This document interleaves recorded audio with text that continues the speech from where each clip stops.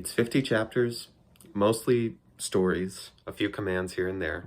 Take it in stride, enjoy it slowly. The beginning has something called creation myth genre, which is separate from the rest of the book, to where it describes the making of the world.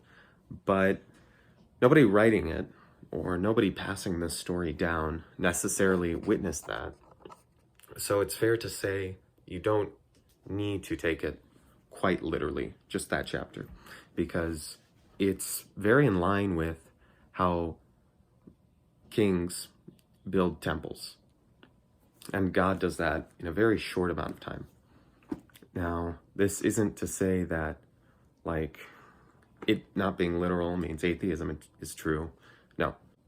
It's also not to say that you need to accept evolution, but it is to say that you can't use the Bible in disputing evolution, because that's not what it was made for. There are some familiar characters in there: Adam, Noah, Joseph, and there are others. I'm not going to spoil them. And you want to pay attention to the covenants God makes with all of them. And a covenant is basically a sacred contract He makes with all these people and their families, Abraham especially.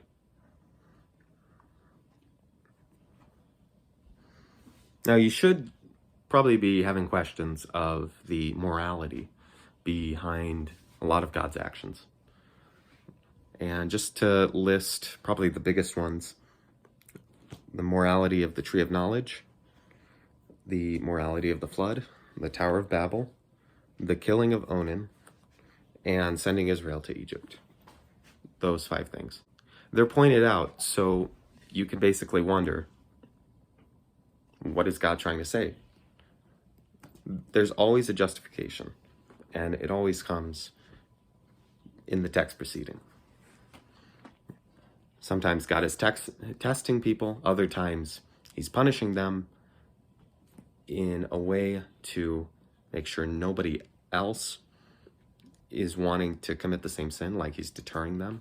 You could say that for Onan. And that's pretty much it.